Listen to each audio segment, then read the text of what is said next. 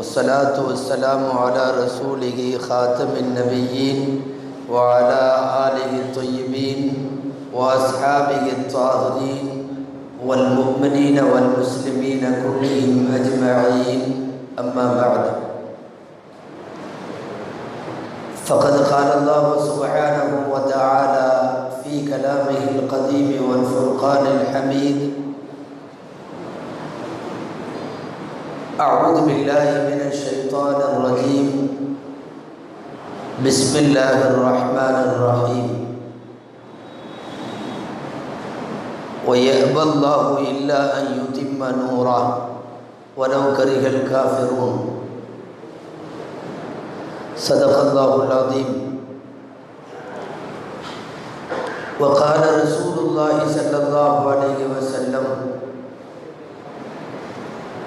إن هذا الأمر ليبلغ ما بلغ الليل والنهار صدق رسول الله صلى الله عليه وسلم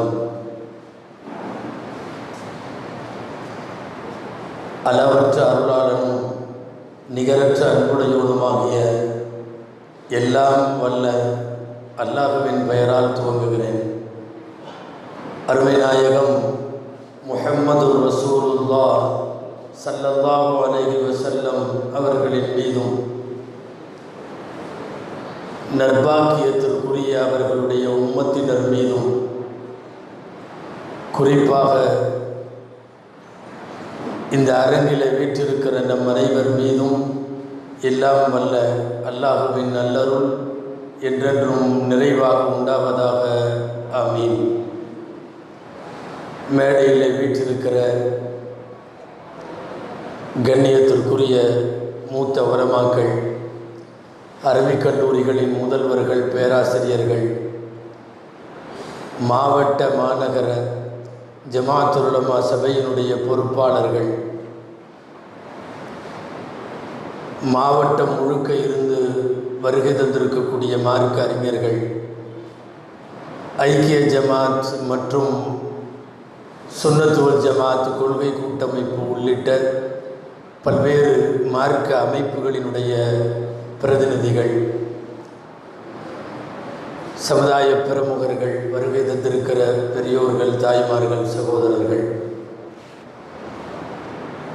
குறிப்பாக அவையில் அதிகம் காணப்படுகிற சங்கைக்குரிய உலமாக்கள் அனைவருக்கும் என் ஆரம்பமான அஸ்ஸலாமு அலைக்கும் வரஹ்மத்துல்லாஹி வபரகாத்துஹு. சமகால சவால்களும் சன்மார்க்க சேவைகளும் என்ற ஒரு நல்ல தலைப்பு நீண்ட நேரம் அலசி விவாதிக்க வேண்டிய பொருளாக இருந்தாலும் கூடுமானவரை தரப்பட்டிருக்கிற நேரத்திற்குள்ளாக அத்தலைப்பின் ஓரளவு முக்கிய அம்சங்களை நான் நினைவுபடுத்தவும் சொல்லி நிறைவுபடுத்தவும் ஆசைப்படுகிறேன். எல்லாம் வல்ல அல்லாஹ் பலன் தரும் விஷயங்களை பேசவும் கேட்கவும் தொடர்ந்து அது குறித்து சிந்திக்கவும் வரும் நாட்களிலே செயலாற்றவும் அருள் புரிவானாக என்கிற நல்ல துஆவோடு தொடங்குகிறேன். இங்கே வந்திருப்பவர்களில் அதிகமாக உலமாக்களும் அதற்கு சமமாக பல்வேறு மார்க்க ஸ்தாபனங்களினுடைய நிர்வாகிகளும் வந்திருப்பதால் உங்களிடம் சொல்லப்படுகிற எந்த விஷயமும் சமுதாயத்தின் கடைக்கோடி வரைக்கும் போய் சேர்ந்துவிடும் என்கிற அழுத்தமான நம்பிக்கை இருப்பதால்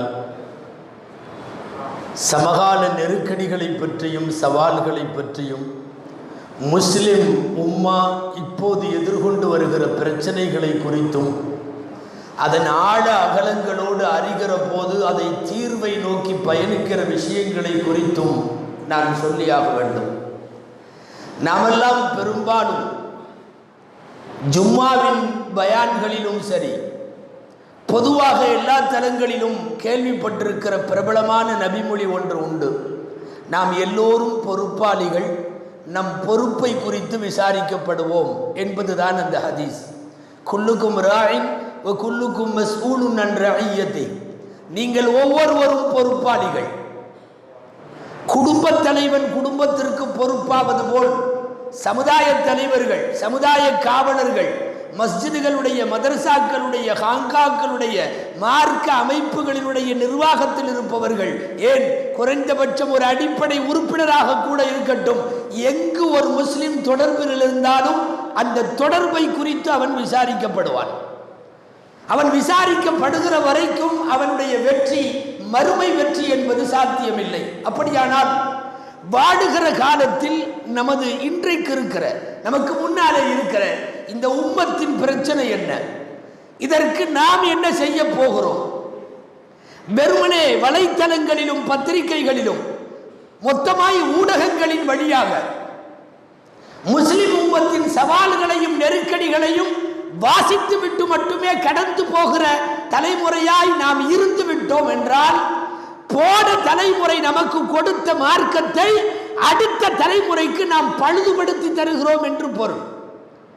கடந்த தலைமுறை பத்திரமாய் நம் கையில் தீனை கொடுத்தார்கள். அந்த தீனிலே சேதாரம் இல்லை. அந்த தீனிலே பெரியவர்களுக்கு மரியாதை இருந்தது. அவர்கள் கொடுத்த மார்க்கத்தில் ஒரு 1500 ஆண்டு கால முஸ்லிம் பாரம்பரியத்தினுடைய மரியாதை இருந்தது. கல்வியில், அரசியலில், பொருளியல் என்று பல்வேறு விஷயங்களில் தேவையான முயற்சிகளை அந்தந்த காலங்களில் செய்து வந்தார்கள். இன்றைக்கு நெருக்கடிகளை சந்திக்கிற நேரத்தில் நாம் இந்த தலைமுறைக்கு முன்னால் மார்க்கத்தை பாதுகாத்து தர வேண்டிய பொறுப்பு உண்டு.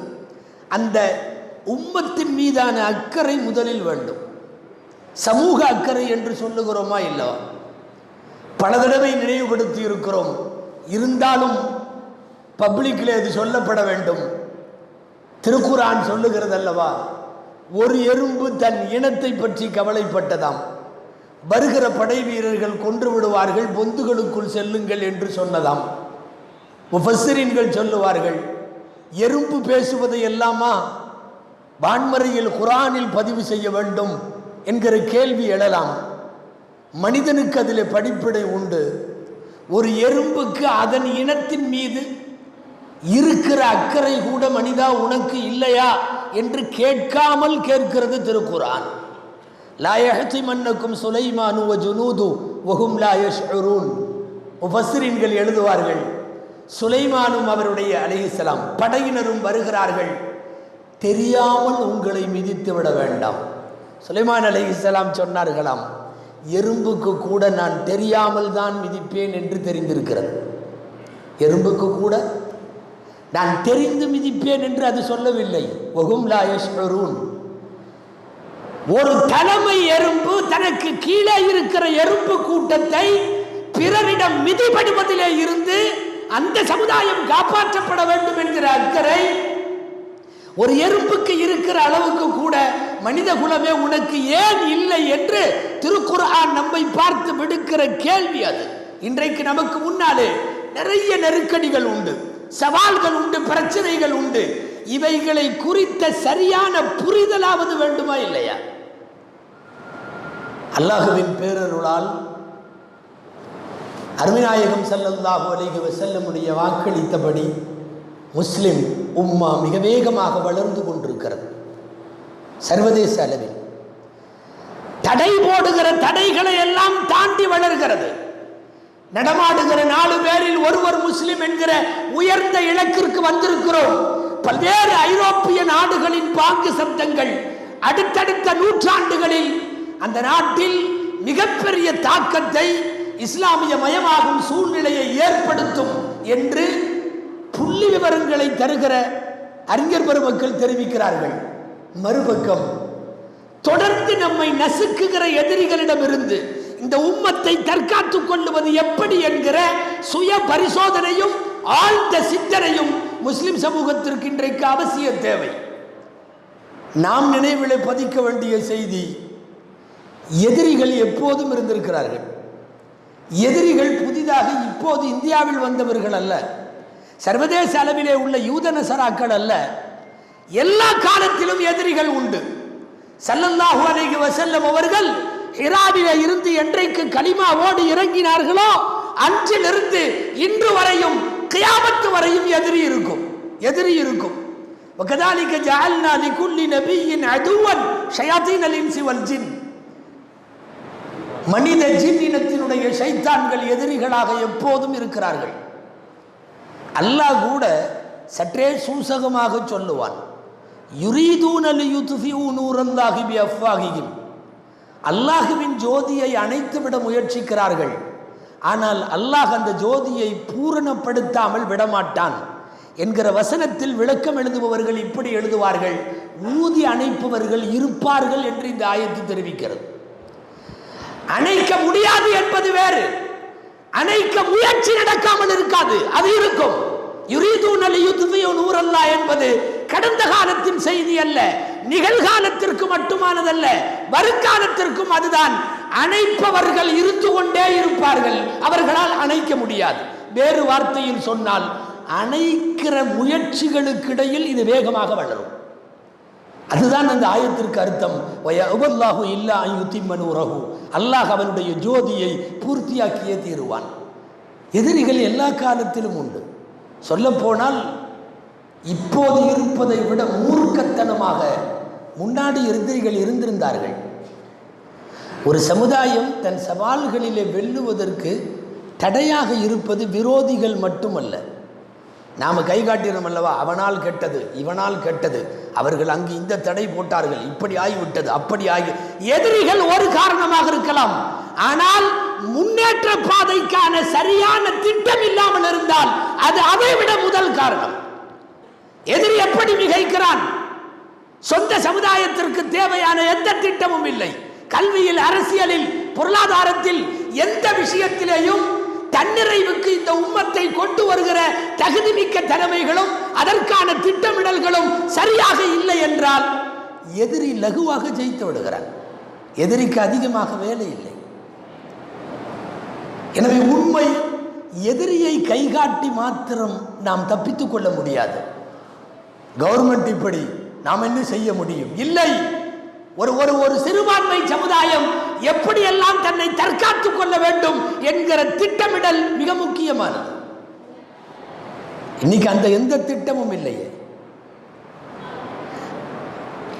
கல்வியில் பின்னடைவு, அரசியலில் மிகப்பெரிய பின்னடைவு. எந்த பிரதிநிதிகளும் சொல்லிக் கொள்ளுகிற அளவுக்கு சட்டமன்றத்தில் இல்லை, பாராளுமன்றத்தில் இல்லை, மக்கள் மன்றங்களிலே கூட இல்லை.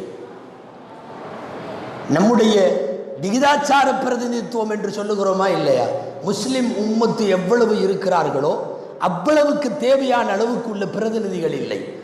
அரசியல் ஆகாது என்று ஒதுக்கி நீண்ட காலம் அப்படி ஒரு பெரும்பான்மையாக நம்மிலே இருப்பவர்கள் அது புளிக்கும் என்றே முடிவெடுத்து விட்ட காரணத்தால், யாரோ ஒரு அறிஞன் சொன்னது போல, நீ எந்த அரசியலை வேண்டாம் என்று சொல்லி ஒதுங்கி நிற்கிறாயோ அதே நாட்காலிக்கு உன் எதிரி வந்து அமருவான், உன்னை அடக்குவான்.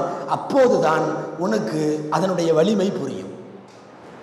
உண்மை அதுதான். இன்னைக்கு எது வேண்டாம் என்று நகர்ந்து நின்றோமோ, எந்த சபைகளில் நம்முடைய பிரதிநிதித்துவம் இல்லையோ அந்த இடத்தில் இருந்து தயாராகிறது முஸ்லிம் உம்மத்திற்கு எதிரான கையெழுத்துகளும் கோப்புகளும்.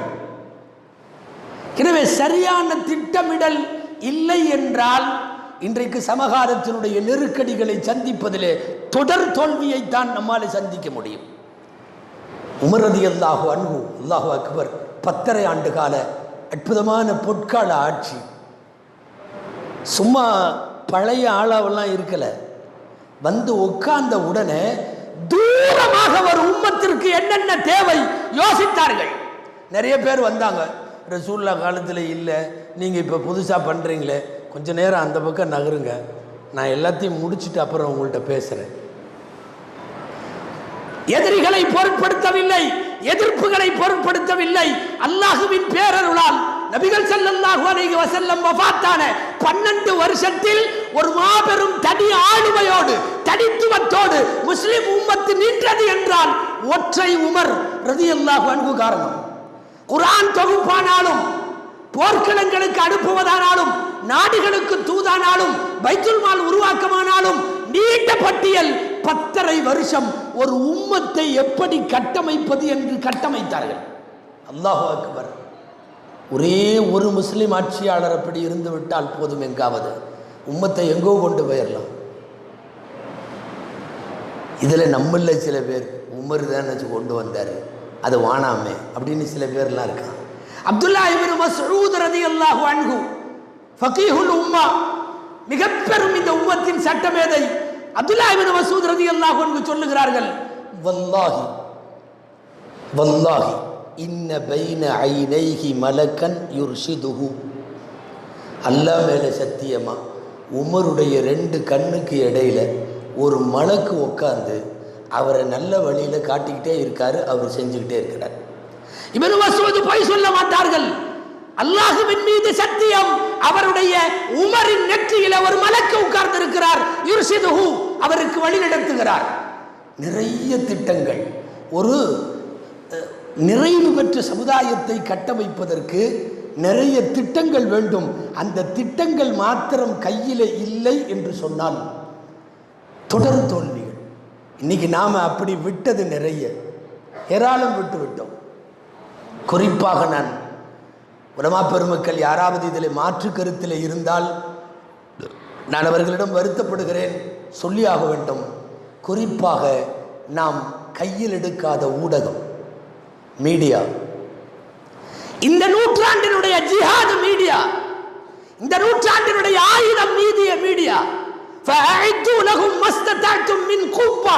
தேவையான சக்தியை தயார்படுத்துங்கள். அந்த காலத்தில் கூவத் என்பதை அர்ரமியு, அம்பி எறிந்து பழகுங்கள் என்றார்கள், ஈட்டி எறிந்து பழகுங்கள் என்றார்கள், வாள் சுழற்சியை பழகுங்கள் என்றார்கள். குர்ஆன் சொல்லுகிறது குவ்வா, முடிந்த அளவு சக்தியை இந்த சமுதாயம் தயார்படுத்தி வைக்கட்டும். குர்ஆனில் இன்னைக்கு அந்த ஆயத்து இருக்கு. என்ன அர்த்தம்? அந்த சக்தியை தயாரிப்பதற்கு கத்தி அல்ல, கராத்தே அல்ல, ஆயுதங்கள் அல்ல, அறிவு சார்ந்து ஒரு உம்மத்தை முன்னேற்றப்படுத்த எல்லாம் வேண்டும். இல்லாவிட்டால் நெருக்கடிகளை சந்திக்க முடியாது, சவால்களை வெல்ல முடியாது. மலேசிய பிரதமர் டத்தோ மகாதிர் அவர்கள் சொன்னார்கள் அல்லவா, இந்த நூற்றாண்டை பொறுத்தவரை நீங்கள் மீடியாவை ஒட்டுமொத்த உலக உம்மத்து கையில் எடுக்க வேண்டும். இன்னைக்கு அதுதான் ஜிஹாத்.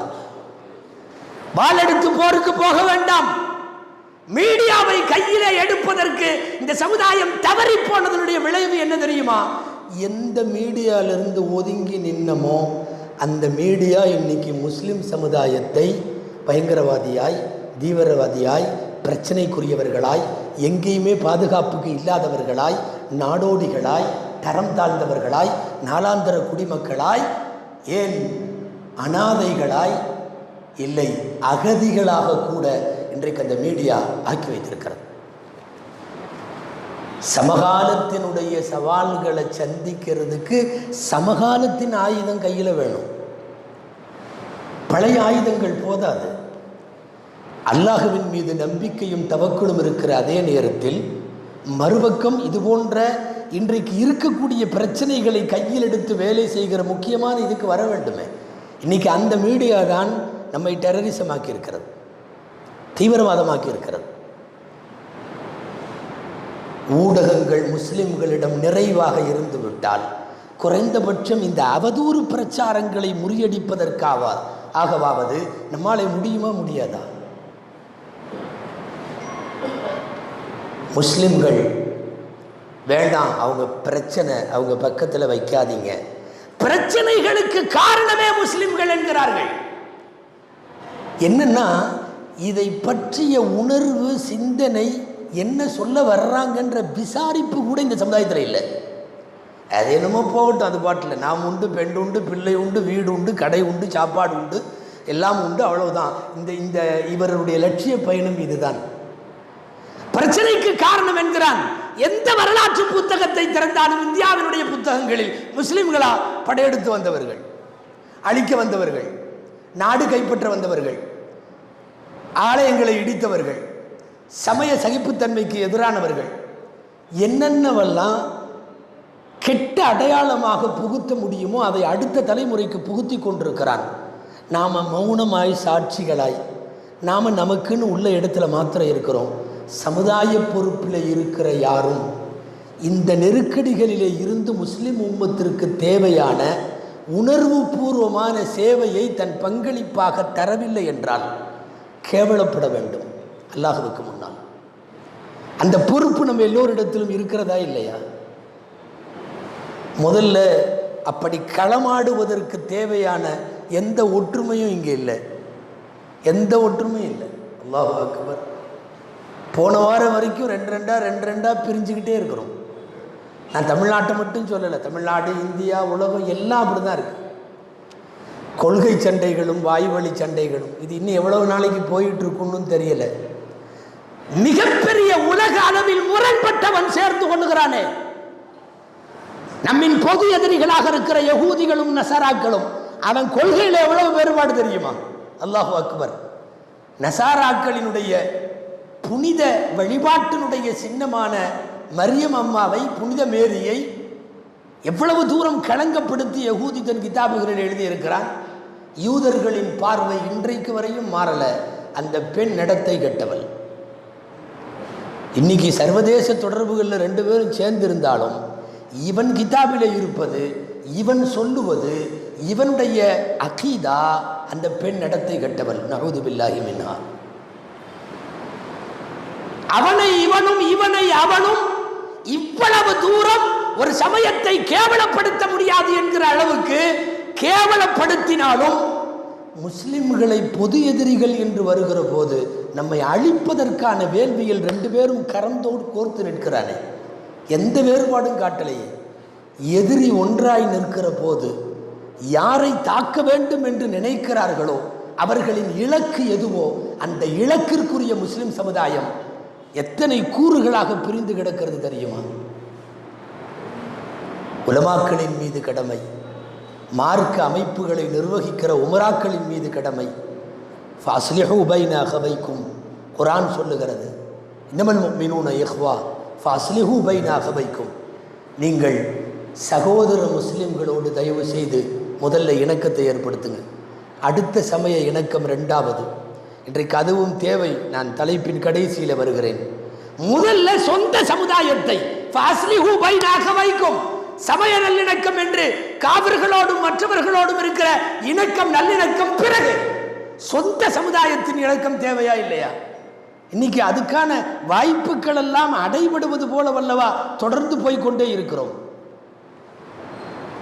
எனவே நெருக்கடிகளை தரக்கூடிய சமுதாயங்கள் தங்கள் வைத்த குறியிலேயும் இலக்கிலேயும் மிகச்சரியாக இருக்கிறது. உலக அளவில் நெருக்கடிகளும் சவால்களும் இந்தியாவில் மட்டுமல்ல, இந்தியாவிலே இருக்கிற முஸ்லிம்களுக்கானது மட்டுமல்ல, சர்வதேச அளவில். ஆனால் அதையெல்லாம் தாண்டி வளர்ந்துட்டு இருக்கோங்கிறது அல்லாஹுடைய பேரருள். இல்லா யுத்திம்ம நூரகுன்னு அவன் சொல்கிற மாதிரி. இங்கிலாந்தில், பிரிட்டனில், இங்கிலாந்தில் ஃபஸ்ட்டு பள்ளிவாசல் 1890 இல்லையா? 1890 எவ்வளோ வருஷம் ஆச்சுங்க? சும்மா ஒரு 120 வருஷம் 130 வருஷம் ஆச்சு ஃபஸ்ட்டு பள்ளிவாசல். இன்னைக்கு உள்ள நிலைமை வேறு. லட்சக்கணக்கான முஸ்லிம்கள், லட்சக்கணக்கான மார்க்க அமைப்புகள்.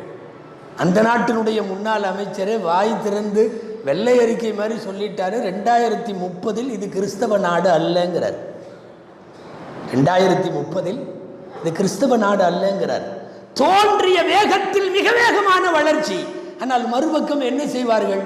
ஐரோப்பிய நாட்டுக்கு பூரா இப்போ பிடிச்சிருக்கிற பயம் அது ஒன்று தான். என்ன பயம் தெரியுமா? பேய் பிசாசு பயம் மாதிரி இஸ்லாமிய பயம், இஸ்லாமோஃபோபியா. இது வேகமாக போகுது, இது இப்படி போகுது, ஒன்றும் தெரியாமல் இப்படி வளருது, என்ன செய்யறது? செய்ய ஒன்றும் இல்லை. நிறைய தடைகளை எல்லாம் வரிசையாக போட்டார்கள். அதே இங்கிலாந்து உட்பட பல்வேறு ஐரோப்பிய நாடுகளில் நிறைய தடைகள் போடப்பட்டிருக்கிறது. இதை செய்யாத, அதை செய்யாத, மார்க்க சத்தம் விட்டு பாங்கு இன்னைக்கு வரைக்கும் சொல்ல முடியாது.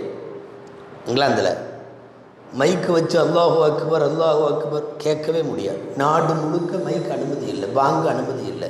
அவன் என்னென்னத்தையோ கண்டுபிடிச்சிருக்கான். இந்த சத்தம் ஏதோ காதில் விழுந்து இஸ்லாத்தில் சேர்ற மாதிரி எவனாவது உளவுத்துறை ரிப்போர்ட்டு கொடுத்தானோ என்னவோ, அறவே பாங்கு சொல்லாது. மைக்கு வச்சு பாங்கு சொல்லுவதற்கு அந்த நாட்டிலே அனுமதி இல்லை. பிரான்ஸில் அரபியில் குத்துபா ஓத முடியாது. இதெல்லாம் ஒன்றுக்கு ஒன்று பக்கத்தில் உள்ள நாடுங்கிறத மட்டும் நீங்கள் நினைக்கக்கூடாது. அங்கே எல்லாம் வேகமாக சத்தம் இல்லாமல் பாய்கள் உருவாகி கொண்டிருக்கிறார்கள். குத்துபா, ஜும்மாவுடைய குத்துபா உட்பட எந்த குத்துபாவாக இருந்தாலும் ஃப்ரெஞ்சு மொழியில் பண்ணு. நீ உன்னுடைய அரபு மொழியில் குத்துபா பண்ணுறதுக்கு எங்கள் நாட்டில் அனுமதி இல்லை. இது கூட பரவாயில்ல. இந்த பல்கேரியான்னு ஒரு நாடு இருக்குது, நீங்கள் இணையதளத்தில் தேடினா தெரியும். அங்கே உள்ள முஸ்லீம்களுடைய நிலைமைகளை கத்துனா பண்ணக்கூடாதுன்னு வச்சுருக்கான்.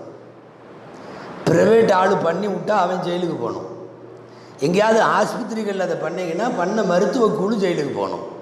கத்னா செய்வதற்கு அனுமதி இல்லை. இந்த எதனால் இஸ்லாம் வளருகிறது என்று தெரியாதவர்கள் என்னென்னவோ செய்து இந்த தமிழில் சொல்லுவாங்கள்ல, சீப்பு எடுத்து ஒழிச்சு வச்சுட்டா கல்யாணம் நின்று போயிடும். பொண்ணுக்கு தலை சீவர சீப்பு எடுத்து ஒழிச்சு வச்சுட்டா கல்யாணத்தை நிறுத்திடலான்னு நினச்சிக்கிட்டு சீப்பு எடுத்து ஒழிச்சு வச்சான்னு. இந்த சீப்பை ஒழிச்சு வைக்கிறதுல இந்த நாடுகள்லாம் நிறைய பேர் கொத்துபா இது பண்ணாத அது பண்ணாத, ஒவ்வொரு தடையாக எல்லா தடையும். மினாரா கட்டாத, நீ பள்ளிவாசல் கட்டிக்கோ, பள்ளிவாசலில் இருந்துக்கோ தொழுதுக்கோ, மினாரா தெரியக்கூடாது. சுவிட்சர்லாந்தில் இது சட்டம். எல்லாம் பார்த்திங்கன்னா ஐரோப்பிய நாடுகள்.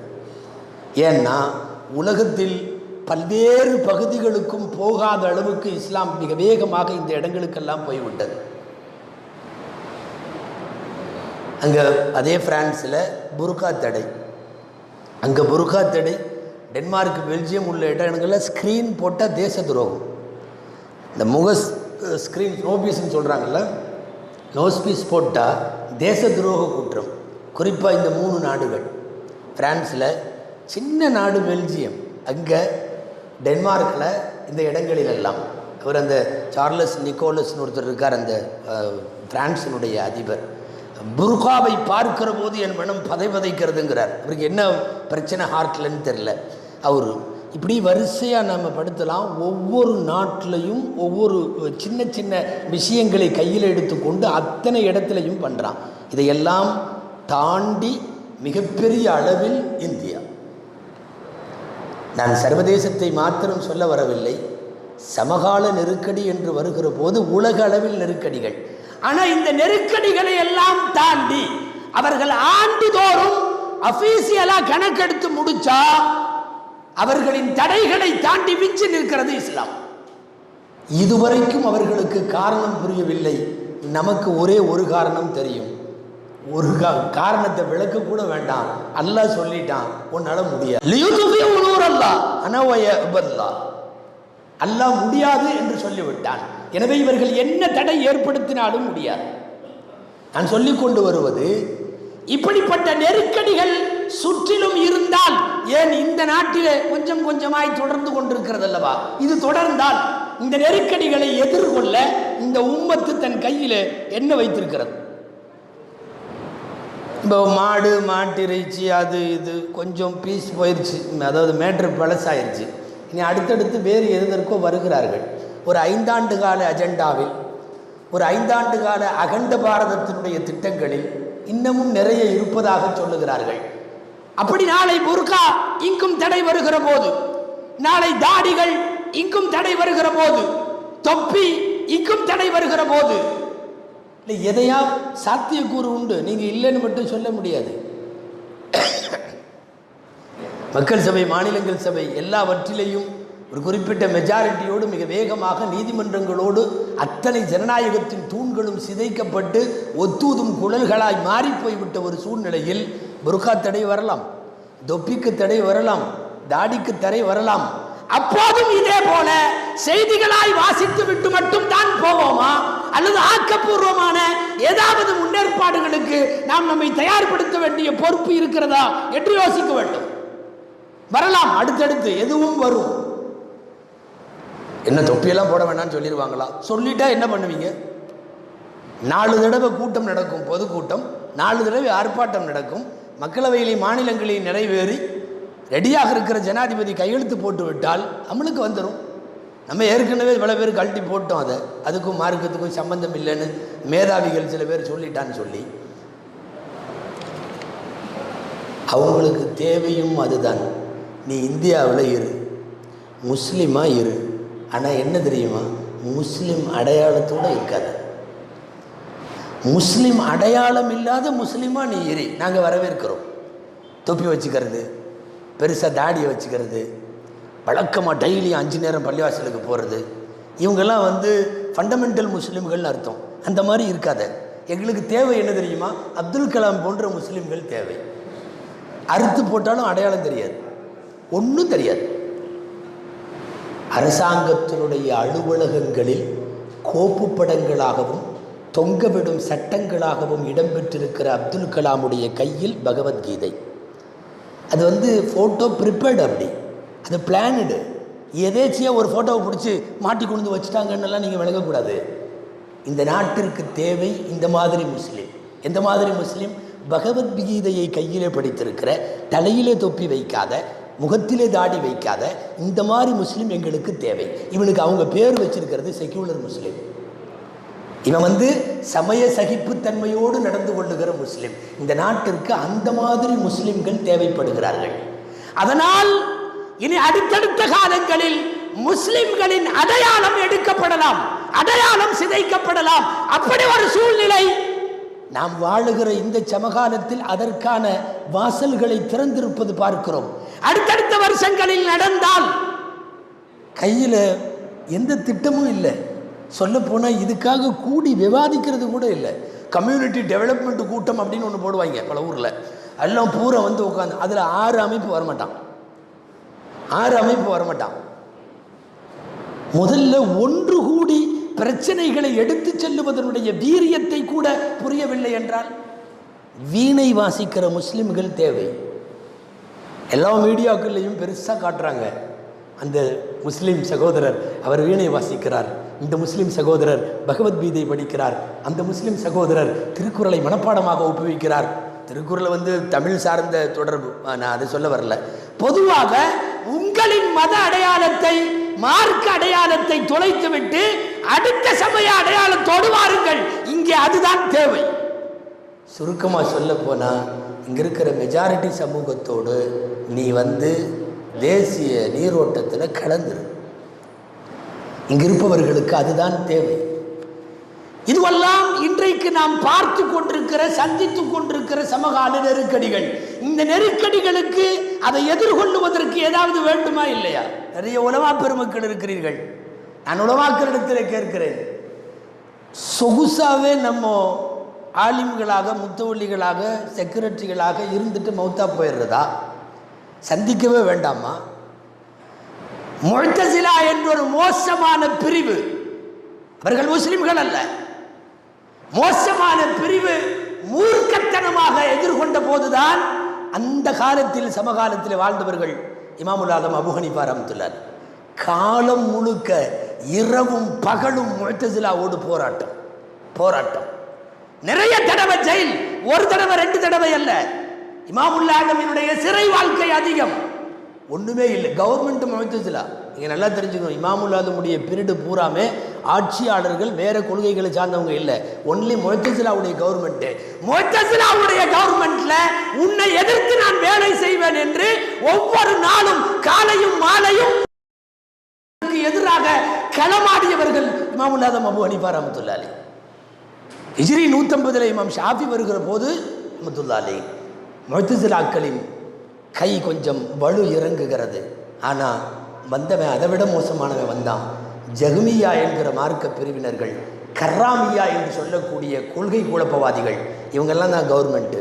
இமாம் ஷாஃபி ரஹ்மத்துல்லாஹி அலைஹி சுமார் 52 வருஷம் 54 வருஷத்தில் அவங்களுடைய பால்ய காலத்தை தவிர்த்து விட்டு பார்த்தால் 35 வருஷம் கர்ராமியாக்களோடு போராடிய ஒரே சட்டம் எது? இமாம் ஷாஃபி ரஹ்மத்துல்லாஹி அலைஹி.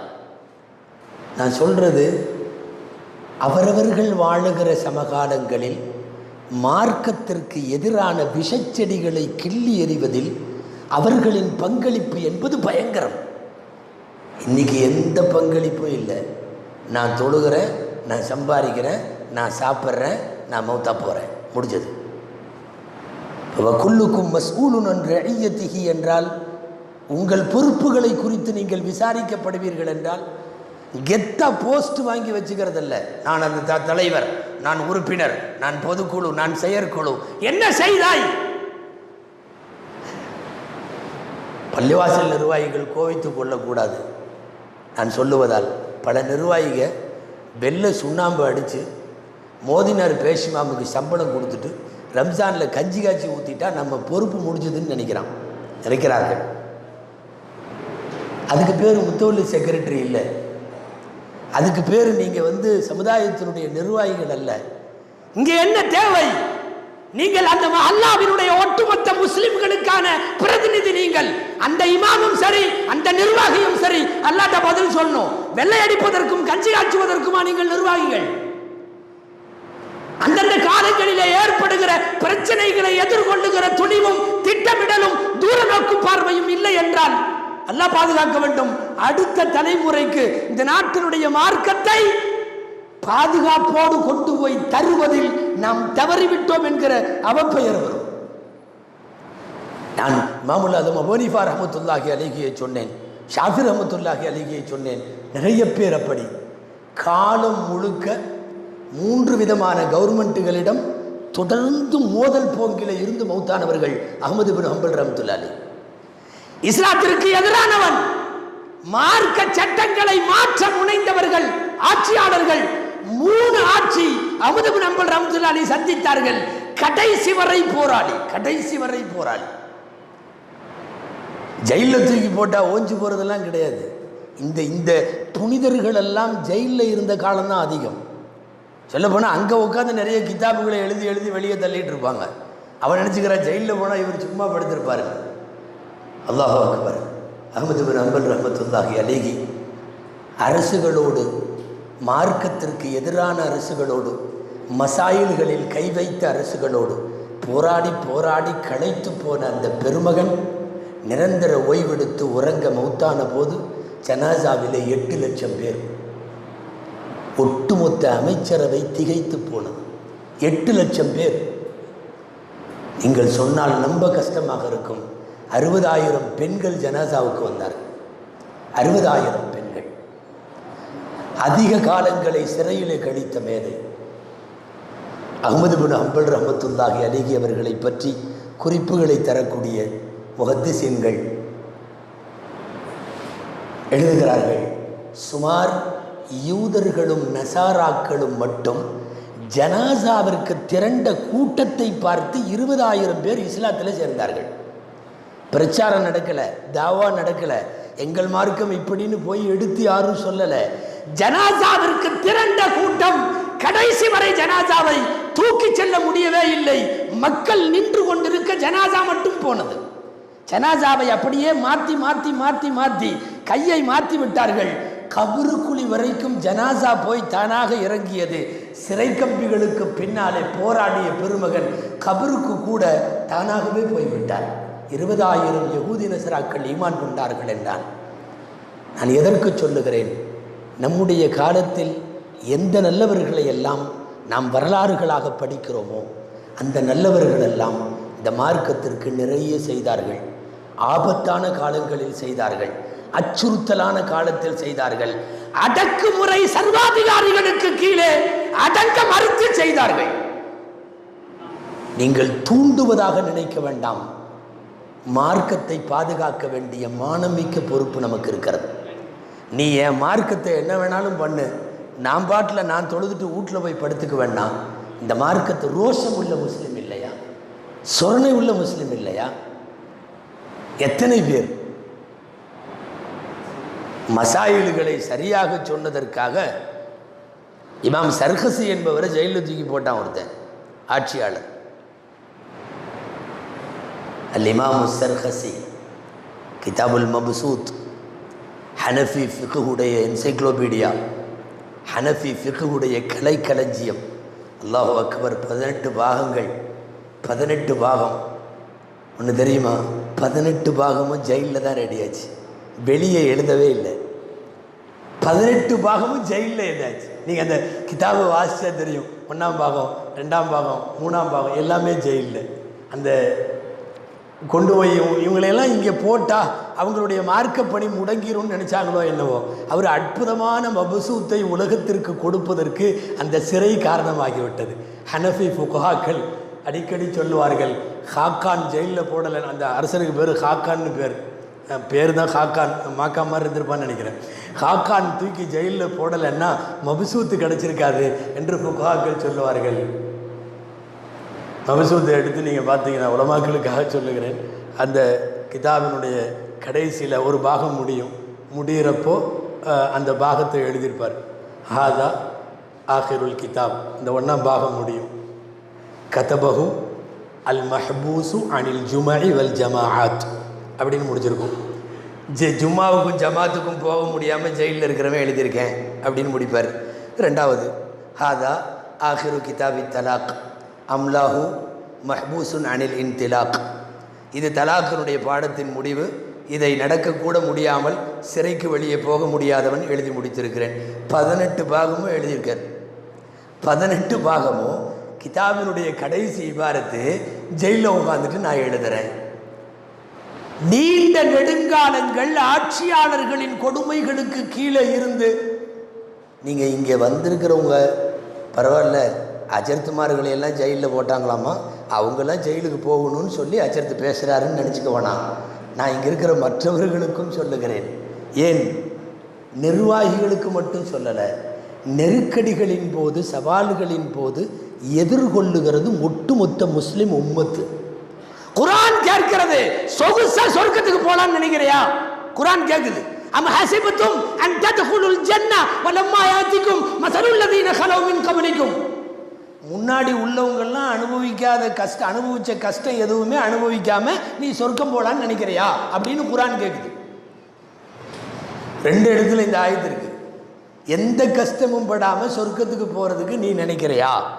முன்னாடி உள்ளவங்க பட்டாங்கல்ல, ஏன் நீ படக்கூடாதா? குர்ஆன் கேட்கிறது, மஸ்ஸத்துஹுமுல் பஸாஉ வல்லர்ரா வஸுல்ஸிலு ஹத்தா யகூல الرسول والذين معه மதா நஸ்ருல்லாஹ் மதா யஅதி நஸ்ருல்லாஹ். நிலநடுக்கம் கொடுக்கப்பட்டது, பஞ்சத்திலே சோதிக்கப்பட்டார்கள், துன்பங்கள் தரப்பட்டது, எல்லாத்தையும் அனுபவிச்சாங்க. எந்த அளவுக்குன்னா முஸ்லிம்கள் பூரா ரசூல்கிட்ட வந்து கேட்டாங்க, அல்லாஹ்வுடைய உதவி எப்போ வரும்? நாயகம் பதில் சொன்னார்கள், அலா இன்ன நஸ்ரல்லாஹி கரீப். அல்லாஹ்வுடைய உதவி சமீபத்திலேயே வந்துடும், சமீபத்திலேயே வரும். ஆறுதல் கூறினார்கள். குர்ஆன் ஆறுதல் கூறியது. அருமை நாயகம் ஸல்லல்லாஹு அலைஹி வஸல்லம் அவர்கள் ஆறுதல் கூறினார்கள். எனவே நெருக்கடிகளிலே கொஞ்சம் கூட கஷ்டத்தை எல்லாம் அனுபவிக்காமல் போகணும் அப்படின்னு தயவு செய்து நினைக்க வேண்டாம். நான் தலைப்பின் இறுதி கட்டத்திற்கு வருகிறேன். ரயிலை பிடிக்க வேண்டிய சூழ்நிலையும் மிக கடைசியாக பேச வந்திருக்கிற சூழ்நிலையும் என்னை இந்த தலைப்பில் விசாலமாக செல்ல விடாமல் குறுக்க வைக்கிறது.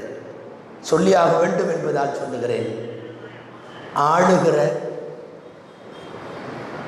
ஆளுகிற இஸ்லாமிய எதிரிகள் யாராவது நெருக்கடிகள் தந்தால் அந்த நெருக்கடிகளை போர்க்கால அடிப்படையில் எதிர்கொள்ள இன்னைக்கு முக்கியமான தேவை. நான் ஏற்கனவே கோட்டைமேட்டிலே நடந்த கூட்டத்தில், சுன்னத் ஜமாத் கொள்கை கூட்டமைப்பு நடத்திய கூட்டத்தில் எல்லாம் சொல்லி இருக்கிறேன். நமக்கு இப்போ தேவை இந்த நாட்டினுடைய 90% பெரும்பான்மையாக இருக்கிற இந்துக்கள், மற்ற கிறிஸ்தவர்கள், சீக்கியர்கள், ஜைனர்கள் எல்லாருடைய அன்பும் அரவணைப்பும். சொல்லப்போனால் ஜமாத்துல் உலமா இந்த தலைப்பை அதற்காக எடுத்திருக்கிறது. அன்பின் அடையாளம் இஸ்லாம். எல்லா மதத்தவர்களோடும் இன்னைக்கு நமக்கான பாதுகாப்புக்காரர்களும் யார் தெரியுமா? அவர்கள்தான். காரணம், ஆளுகிறவர்களின் விஷமத்தனம் இல்லாத அன்பான இந்துக்கள் இந்த நாட்டில் 90% இருக்கிறார்கள். நம்முடைய மாமான் மச்சான்களாய், நம்முடைய அண்ணன் தம்பிகளாய், நம்முடைய அண்டை வீடுகளாய் அவர்களோடு உள்ள தோழமையை வலுப்படுத்த வேண்டிய கட்டாயம் இன்றைக்கு நமக்கு உண்டு. நான் வேறு வார்த்தையில் சொல்கிறேன். மக்காவிலே ரசூலுல்லாவின் மிகப்பெரிய எதிரியாக இருப்பவர் அபூ லஹப் காஃபிர், அபூ லஹப் நரகவாசி. ஆனால் அபூ லஹப் கொடுத்த நெருக்கடிகளிலே இருந்து தப்பிப்பதற்கு நாயகம் போய் நின்ற இடம் எது தெரியுமா? அன்றைக்கு வாழ்ந்து கொண்டிருக்கக்கூடிய முஸ்லிம் அல்லாதவர்கள், அவர்களின் அரவணைப்பு பெருமானாருக்கு கிடைத்தது. நன்றாக குறித்து வையுங்கள். இன்னைக்கு அபூ லஹபுகள் ஆளுகிறார்கள். நமக்கு தேவை முஸ்லிம்களின் பாதுகாப்பு மட்டுமல்ல, முஸ்லிம்களின் இணக்கம் மாத்திரமல்ல, சகோதர சமயத்தவர்கள் அத்தனை பேருடனான இணக்கம் இன்றைக்கு தேவை. நாயகம் அந்த இணக்கத்திற்கு எதிரி அல்ல. தங்கள் சபைக்கு வந்து கொண்டே இருந்த ஒரு யூத சிறுவர் ஒருவர், வாலிபர் ஒருவர் நோய்வாய்ப்பட்ட போது எம்பெருமான் ஸல்லல்லாஹு அலைஹி வஸல்லம் போய் நெற்றியிலே கைதொட்டு விசாரித்து கடைசியிலே களிமா சொல்லி கொடுத்து தந்தையின் செய்கையோடு அவர் இஸ்லாத்திலே சேர்ந்ததாக உள்ள வரலாறெல்லாம் யூதர்களுடனான ரசூலுல்லாவின் இணக்கம். வஃபாத்தாகிற போதும் அவர்களுடைய உருக்கு சட்டை அந்த சமுதாயத்திடம் தானே அடகு வைக்கப்பட்டிருந்தது. வாழ்க்கையில் பெருமானார் அணிந்த ஜுப்பாக்களில் உயர்ந்த ஜுப்பா அனஸ் ரலியல்லாஹு அன்ஹு சொல்லுவார்கள், யூத பெண்மணி அன்பளிப்பாக கொடுத்தது. குர்ஆன் சொல்லுகிறது, உங்களோடு போர் செய்யாதவர்கள் யாரோ அவங்கள்ட்ட நீங்க இணக்கமா நடங்க. லா யன்ஹாகுமுல்லாஹு அனில் லதீன லம் யுகாத்திலூகும் ஃபித்தீன். மார்க்க விஷயமா உங்கள்ட்ட முரண்பாடு கொள்ளாத, போர் செய்யாத, உங்களை வீடுகளை விட்டு துரத்தாதவர்களோடு நீங்க என்ன செய்யணும்? அன்தபர்ரூஹும் வதுக்ஸிது இலைஹிம். அவர்களோடு தோழமை கொள்ளுங்கள், அவர்களோடு நீதமாக இருங்கள்.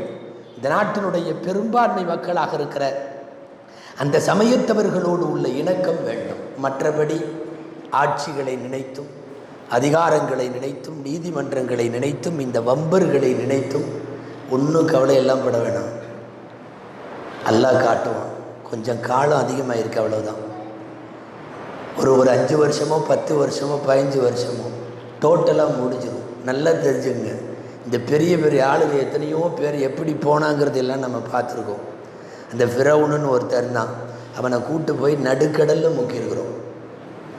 சமீபத்தில் முஹர்ரம் ஆஷூராவினுடைய பயானில் கேட்டிருப்பீங்க. அவனை கொண்டு போய் உள்ளே வச்சு அவனோட உருக்கு சட்டையோட ஒரு 3 நாள் கழித்து வெளியே கொண்டு வந்து போட்டோம். எதுக்கு தெரியுமா? செத்தது கன்ஃபார்மாக இவன் தான்னு எல்லாரும் ஐடென்டிஃபை பண்ணிக்கிறதுக்காக. இல்லைன்னா போகிற போக்கில் எவனாவது அறிக்கை விட்டு போயிடுவான். அவர் இருந்திருக்க மாட்டார், அவர் எங்கேயாவது அப்படி மேலே தூக்கியிருப்பாங்க. இப்போ சில பேர் சொல்கிறாங்கல்ல, அவர் மறைந்திருக்கிறார், மீண்டு வருவார்ல. வரவெல்லாம் மாட்டார், செத்துட்டார் அப்படின்னு சொல்லி அவன் அணிந்திருந்த உருக்கு சட்டையோடு கொண்டு வந்து வெளியே போட்டோம்.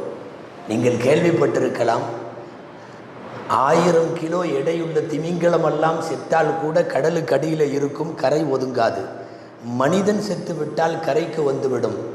முஃபஸ்ஸிரீன்கள் சொல்லுகிறார்கள், இந்த நியதி ஃபிரௌனிடமிருந்து ஆரம்பமானது. அதுக்கு முன்னாடி கடலில் செத்தா கடலுக்கு அடியில் தான் இருந்துச்சு. ஃபிரௌனை சடலத்தை வெளியே தள்ளுன்னு அல்லாஹ் சொன்னான்ல, அன்னையிலிருந்து இன்னைக்கு வரைக்கும் மனித சடலத்தை வெளியே தள்ளிடும், வச்சுக்காது. ஆனால் 1000 கிலோ 2000 கிலோ எடையுள்ள காட்டு விலங்குகளை, நீர் விலங்குகளை, நீர் யானைகளை எல்லாம் கூட உள்ளே வைத்து கொள்ளும். ஃபிரௌனு அப்படி பண்ணணும்.